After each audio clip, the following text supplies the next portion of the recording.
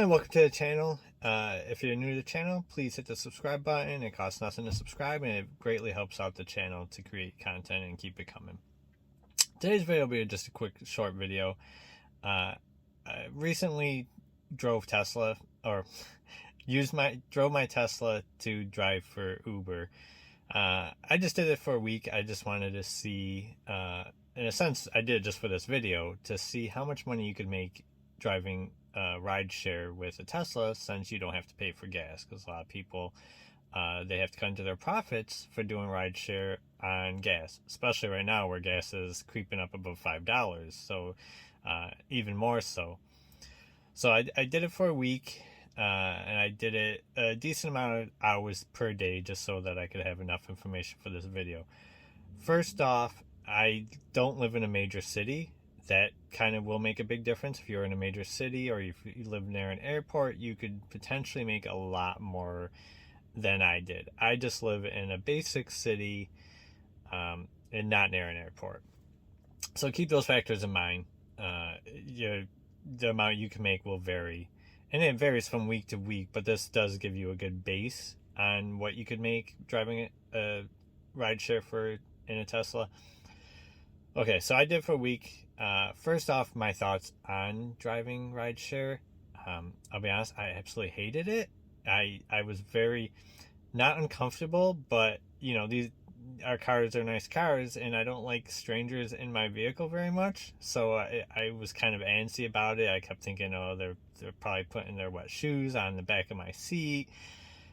Little things like that, and some people that's not going to bother, but it did bother me. It kind of made me, like I said, a little antsy and hesitant to want to continue doing it, but I did it for the short period of time for this video.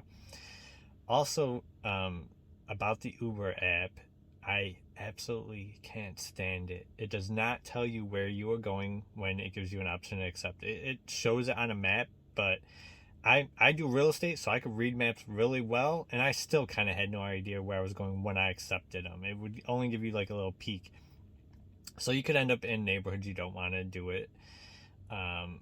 You could it'll give you a time frame, so you could only ballpark it from there. So it'll give you a time frame, so you're not going to be driving like 2 hours away without being made aware that you're doing a long trip. But it doesn't give you the location you're going for the most part, and I didn't like that. And then once you even accept it, it will tell you where you're picking the person up, but then it doesn't even say where you're bringing the person until you click the button that the person is in your car. So now you have no idea where you're going after that. Like, even though you get a small ballpark figure of where you're going for the pickup, because they'll show it on the map, once you pick the person up, that's when you find out where you're going. So in short, you don't know too well where you're picking the person up from, just a general idea. And on top of that, before you accept that, you don't know where you're taking this person. So it's kind of a double-edged sword. You don't know where you're picking the person up. You get a little bit of a figure on the map from Uber, but you don't get anything about where you're taking the person. And I just think that's kind of bullshit. And, that I personally would not drive rideshare for that reason alone. That's just, I don't know, it enraged me. I absolutely hated it. But what you're here for is to want to know how much money I made. Okay, so on average, I made about $10 a trip. If you're working it a lot, just for my sake of numbers, doing a lot, you can make probably about $200 a week if you're doing it a few hours a day, 5 days a week. More than a few hours. Like, you would have to put some time in, because I know my first $20 took 2 hours, so that's only $10 an hour, and that's not worth it. Even without having to pay gas, that's just absolutely not worth it in my book. In the end, it's not worth it in my book. To be honest, again, I'm not in a major city where the rates are much different, and I'm not near an airport where the rates are different, so that could affect it.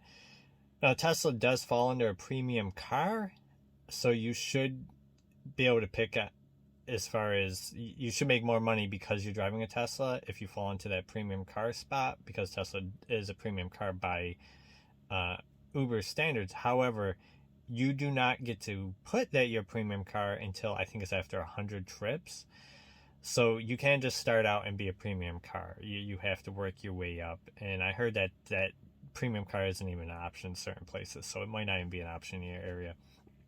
So to me, that's a big drawback as well. Because when I thought about doing it, again, I was only doing it for the sake of this video, but I thought, okay, do it. I'm a Tesla, so I'm a premium car right away. People are going to be paying extra right off the bat, so you're making more money. However, that was not the case. Like I said, I don't even know if premium car is an option in my area, but off the bat, no matter where you are, you have to do a lot of trips before you consider premium. So that cuts into your profit right there, at least from what you maybe thought about going in. So yeah, in short, I didn't want to do a long video.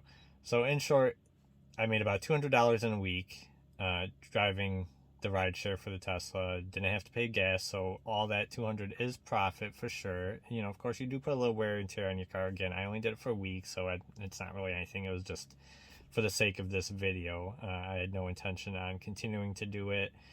But I just wanted to try it out, and just for the sake of making this video, to put that information out there, because I know it is something you think about, because I honestly did consider it, you know, at first, like to do it as just an extra side job. And, you know, I thought maybe I get people in the car, I could send them to my YouTube channel to grow the YouTube channel, and I could also talk to them about real estate and kind of use that as a little side thing for adding to my real estate business. So yeah, that's it. I personally don't think it's worth it. If you live in a major city and you're near airport, it could be a completely different story. But for the general population, I don't think it's worth it. But yeah, that's it. Please subscribe, and I'll see you in the next one.